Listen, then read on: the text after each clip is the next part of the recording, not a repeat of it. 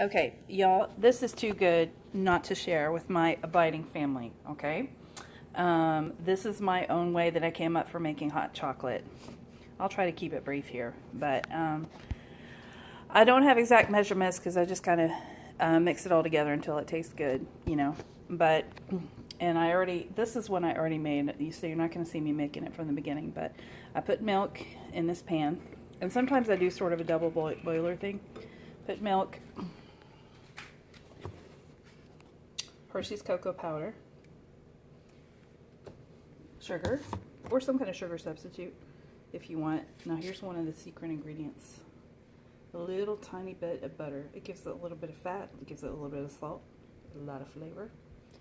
Okay. And I'm mixing all those things together.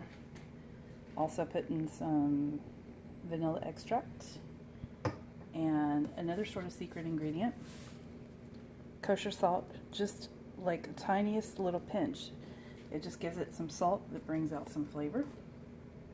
And just kind of heat that up until it's all mixed together.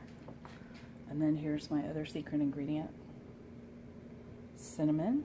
It's not coming into focus, but some cinnamon on the top of it. And today I did some whipped cream. I bought some whipping cream, whipped it all up, and of course you can use sugar substitute for that. And this is kind of already, the whipped cream is kind of already mixed in with it. Y'all, this is so good. Wonderful pick-me-up for a winter day.